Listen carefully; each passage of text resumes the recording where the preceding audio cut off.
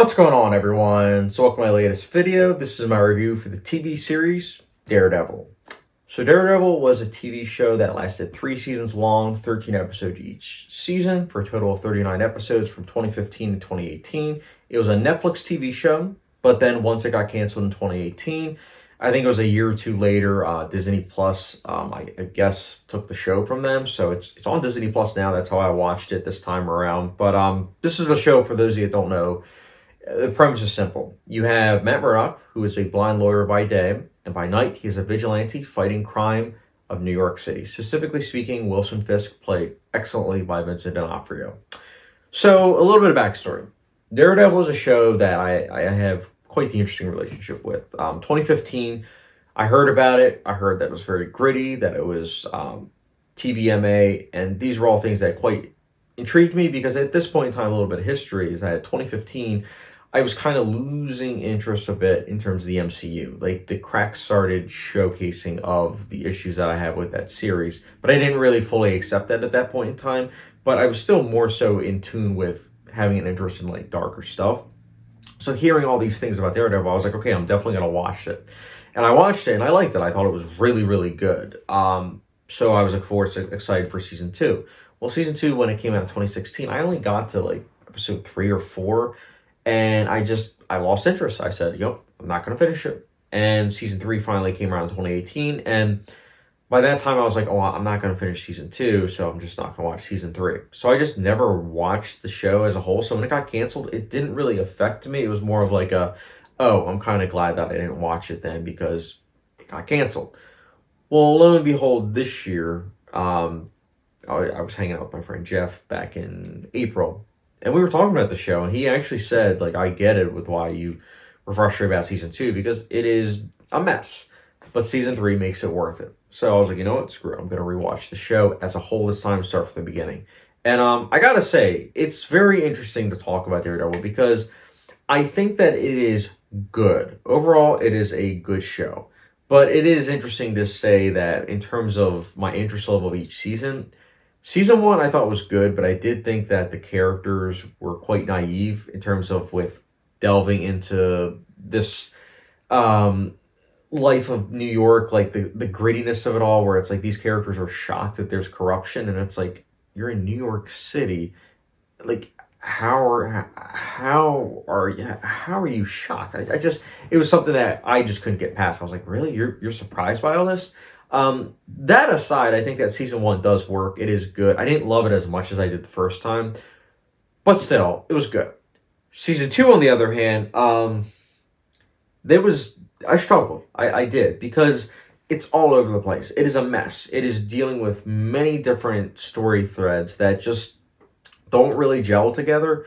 It reminded me a lot of True Detective Season 2, honestly. Except True Detective Season 2, I would definitely take over this particular second season of Daredevil. It's one of those things where it never comes to a whole. The other thing is that Wilson Fisk, played by Vincent D'Onofrio, in Season 1 was really good. Really interesting villain, compelling. You understand his motivations. You get that. This time around, Season 2, the villains just are very underwhelming. The motivations also are just quite weak. There's just not a lot there. With the characters. And the other thing that's frustrating is that you have the character of Stick, played by Scott Glenn, and I liked him in season 1 when he showed up, but season 2, it just wasn't something that really interested me when he was on screen. The other thing is that you have Elodie Young, who plays Elektra. Really good actress. She does a really good job with the lead role of this. But the problem is, her character has like a romance, if you will, with Daredevil, and that leads to like a love triangle, but it also leads to a lot of things that just are so melodramatic that it just feels like it's something from another show.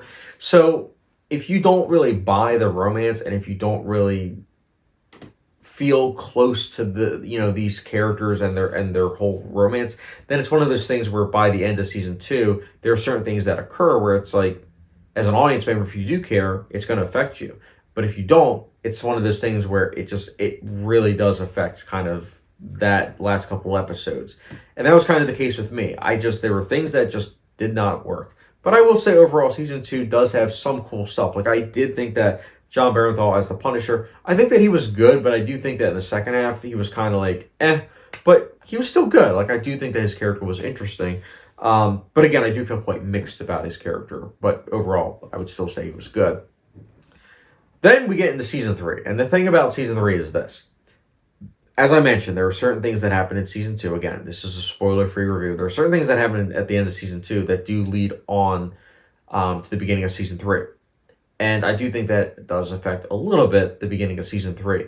But I also was then thinking about it. I was like, well, if I don't think about season 2 and I look at season 3 as itself, then it does feel a bit more emotional. And once I knew that, that was when it clicked. And season 3, I also think that fixes a lot of the issues of season 1, where it's like these characters, they are now more seasoned. They understand that the world is a very dark place. There is a lot of corruption that occurs. All of these things that, because they understand, we as viewers are then put into these characters' shoes, and so we feel their frustration, and we also feel everything that when stuff goes wrong, we feel for that. We understand that, and it's like one of those things where there's very little hope that is felt in season 3.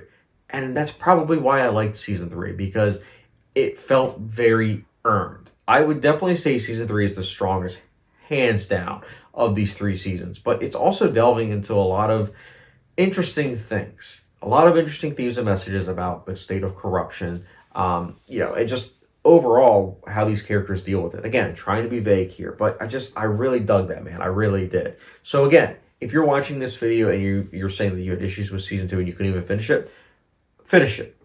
Season 3 is worth it. It's 100% worth it. I will say that the very end of season 3, there's a character, Wilson Bethel is the actor, he plays Benjamin Poindexter, and I wasn't a big fan of his final scene. It just felt very fan servicey, and it didn't really fit the rest of the show, I think, at least that particular season. But I mean, overall, it's again, season 3 is still good, but there's that, and then also, I think the finale, it works, it does, but I do think the last 10 minutes, I just wasn't as big of a fan, and that includes, again, the thing with Poindexter. But overall, Daredevil, it's a good show. It's well crafted in terms of the cinematography. I love the usage of lighting, shadows. I think that they're really good. The score is passable, for sure. The acting is great. I also wanted to give a shout out to Deborah Ann Wall, who plays Karen. I think that her character is really interesting. I especially think that some of the revelations of her past that are brought up in season 3 really add to some interesting character development, for sure. I also wanted to give a shout out to Eldon Henson, who plays Foggy Nelson, who I wasn't a big fan of season 1 and 2. I didn't like his dialogue. I didn't really like what he was given. Just didn't quite work for me. But season 3 comes around, and I think that his acting is good. His character is good. The dialogue that he's given him isn't cringe-inducing. It's just overall quite good how they're able to bring his character full circle. I also liked Jay Alley, who plays Ray Nadeem. He is brought into season 3, and his character really, really, really interesting. You'll know what I'm talking about. But overall, again, it's a well-crafted show. I don't love it. It's not my favorite, but I do think it's good. I think it's worth at least a one-time viewing. And that's why, for me, Daredevil, I personally will be giving a...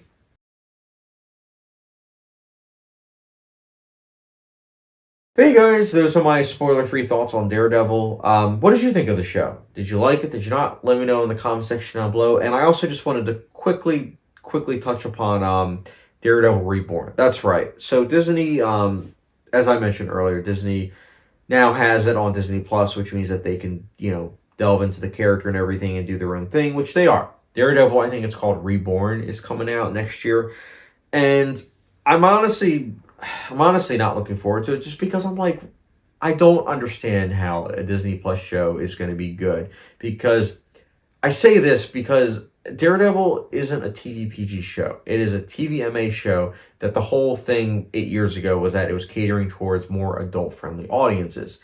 So when you're doing a Disney Plus show, it's like that's trying to tie into the MCU. The MCU don't exactly think, oh my goodness, it's dark, it's gritty, it's trying to cater to an older audience. No, you don't think that. So it's like, I don't really know how they're going to do it. I am pretty terrified of it, and I don't know if I'm going to give it a chance. We'll see.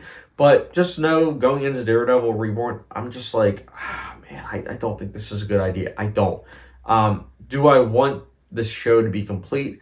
I think that as it stands with how they ended season 3, it kind of is complete. But, money's money, so I guess that's why they're doing it. But it's just, It's frustrating. It's like just let that show stay as it were.